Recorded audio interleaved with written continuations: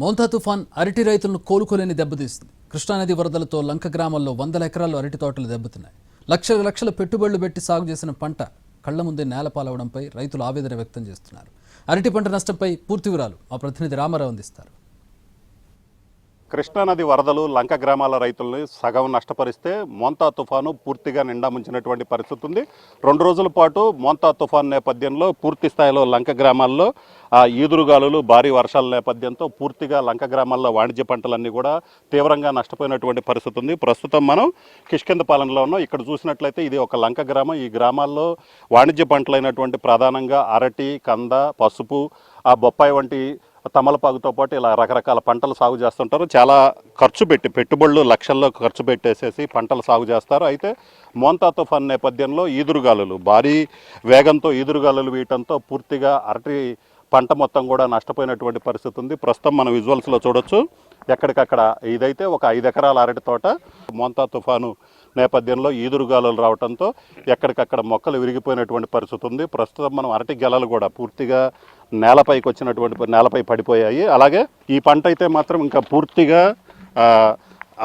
ఏదైతే రైతుకైతే మాత్రం ఇంకా దక్కనటువంటి పరిస్థితి ఉంది. దాదాపు ఇక్కడ చూసుకున్నట్లయితే ఎకరాకి 2 లక్షల వరకు పెట్టుబడి పెట్టారు. అయినా ఈ రైతుకైతే మాత్రం ఇప్పుడు ప్రస్తుతం అయితే మాత్రం ఎటువంటి పైసా కూడా రానటువంటి పరిస్థితి ఉంది. ప్రస్తుతం మనతో పాటు రైతులు ఉన్నారు. ఇప్పుడు మీరు మొత్తం ఎన్ని ఎకరాలు వేశారు? 5 ఎకరాలు అరటి తోట. అంటే ఈ 5 ఎకరాలకి ఎంత పెట్టుబడి పెట్టారు? 5 లక్షలు. ఇప్పుడు మీ పంట పరిస్థితి అంటే మొత్తం ఇంకేమన్నా అంటే పంట కొంతైనా చేతికి వచ్చే అవకాశం ఉందా? లేదు. సో మీరు చెప్పండి, మీరు ఎంత మొత్తంలో సాగు చేశారు? ఇప్పుడు మీ పంట పరిస్థితి ఎలాగుంది? ఏ పంట సాగు చేశారు? మేము మాగాడు వేసామండి. వరి ఒక దరిదాపు 30,000 పెట్టి ఎకరం వేస్తామండి. 30,000 పెట్టేస్తే 20 నుంచి 25,000 దాకా ఇప్పుడు వరకు పెట్టిన ఖర్చు అవుతుంది. ఇప్పుడు ఈ మోంతా తుఫాను దెబ్బకి మొత్తం నేలమట్టం అయిపోయిందండి. రూపాయి కూడా వచ్చే పరిస్థితి లేదు. ఏదైనా సరే ప్రభుత్వం ఆదుకుని రైతులందరినీ, మాతో పాటు ఈ రైతులందరినీ ఆదుకుని తక్షణమే మాకు నష్టపరిహారం చెల్లించి ఈ మమ్మల్ని కొంచెం ఈ ఇబ్బందుల నుంచి బయటపడేయాలని గవర్నమెంట్ని కోరుకుంటున్నాం సార్, మేము ఈ మీడియా ద్వారా. సో మీరు చెప్పండి, మీ పేరేం పేరు, మీరు ఎంత సాగు చేశారు, ఏం సాగు చేశారు? నా పేరు ఆనంద్ అండి. మేము 2 ఎకరాలు అరటి తోట వేసాము. మొత్తం పడిపోయింది. పోయిన సంవత్సరం 3 ఎకరాలు పసుపు వేసాం, 2 ఎకరాలు కందేసాం. పోయినాడు వరదకు మొత్తం మునిగిపోయింది. మొన్న ఎట్టగొట్టలే వరద వస్తుంది అని తప్పు ఉంది అనేసరికి ఈ గాలి పోనీ వచ్చేసి ఉండదు, మొత్తం పడేసేసింది. ఇప్పుడు దగ్గర 2 ఎకరాలు తోట, 3 ఎకరాలు కందేసింది. మొత్తం పడిపోయింది. 10 లక్షల దాకా పోయినాయండి. 10 లక్షలు పోయినాయి.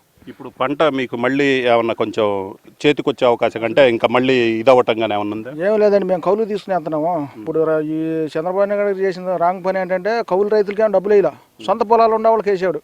మేము కౌలు తీసుకుని ఒకవేళ 50,000 రైతుకి 50,000 కౌలు కట్టి మేము చేయలేస్తే మాకు ఇంత మటుకు రూపాయి ఇలా కౌలుకి వేసిన వాళ్ళకి కౌలు వాళ్ళకి వేయలేదు, సొంత భూముల వాళ్ళకి కౌలు రైతు వేసాడు. మాకు ఇంత మటుకు నష్టపరిహారం లేదు, ఏమీ లేదు.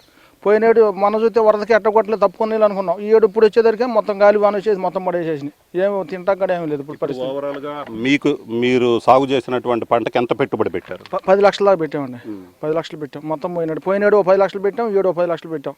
ఇంకా ఈ ఏడుకి వరద చేలు కాడేసే పరిస్థితుల్లో లేవండి. ఇక మేము వదిలేసాం చేలు ఈసారితో. మొత్తం గవర్నమెంట్ ఏదైనా ఆదుకుంటే తప్పితే లేకపోతే ఇక మనం వేసేసేది ఏమి లేదు. పోయినసారి కూడా మాకు ఇళ్ళకి కాడ డబ్బులు రాలేదండి. పోయినాడు వరద వస్తే మా ఇళ్ళకి డబ్బులు రాలేదు. చాలా మందికి రాలే. మా ఊర్లో చాలా మందికి ఇళ్ళకి రాలేదు. మేము అక్కడికి ఎంఆర్ఓ గారి దగ్గర చాలా చోట్ల తిరిగాము, అయినా ఉపయోగం లేదు. కొంతమందికి వచ్చినాయి, కొంతమందికి రాలే. అదండి పరిస్థితి.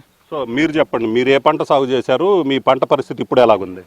పసుపు వేసాను, 5 ఎకరాలు అరటి వేసాను. అయితే వరదకి పసుపు మునిగిపోయింది, దెబ్బతినిపోయింది. అరటి తోట ఉంది, అరటి తోట కూడా దెబ్బతినిపోయింది, ఇరిగిపోయింది. ఎందుకు పనికి రావు, ఆరగాయ మీద ఉంది, అది ఎటు ఉపయోగపడదు. అందుకని దాని గురించి మేము గవర్నమెంట్ని నష్టపరిహారం సమకూర్చమని మేము కోరుతున్నాము. అంటే ఇప్పుడు మీరు పసుపుకి ఎంత ఖర్చు పెట్టారు, అరటికి ఎంత ఖర్చు పెట్టారు? పసుపుకి దాదాపు 2 లక్షల దాకా ఖర్చు అయింది సార్. ఇతరం కొన్ని దుక్కులు కానీ బొక్కులు ఏదన్నా 2 లక్షలు ఖర్చు పెట్టేసాం ఆల్రెడీ. అరటికి 1,50,000 దాకా పెట్టాం. కవులు కానీ ఏమన్నా కానీ పెట్టాం. సో ఇప్పుడు మీ పంట పూర్తిగా నేలమట్టమైనట్టు, అంటే కొంచెం ఏమన్నా పంట కోలుకోవటం కానీ వర్షాలు తగ్గితే ఏమన్నా ఉందా? ఇది ఇలా ఇరిగిపోతే ఇంక పనికొచ్చేదేమన్నా సార్, వీటిలో పని రావు, ఏం ఉపయోగపడదు. సో ఇది పరిస్థితి. మొత్తం మీద అయితే మాత్రం రైతులైతే మాత్రం పూర్తి స్థాయిలో నష్టపోయారు.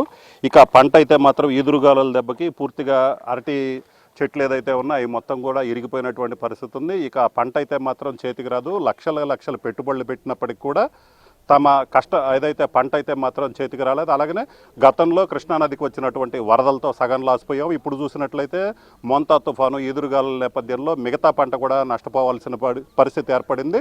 ప్రభుత్వం తమను ఆదుకోవాలి. ఖచ్చితంగా ఆదుకోకపోతే రైతుల్ని, ఇంత భారీ స్థాయిలో నష్టపోయినటువంటి రైతులను ఆదుకోకపోతే మాత్రం మళ్ళీ వ్యవసాయం చేయడం కూడా కొంత ఇబ్బందికరమైన పరిస్థితి. రైతులు పూర్తిగా నష్టాల ఊబిలో కూరుకుపోతామని చెప్తున్నారు.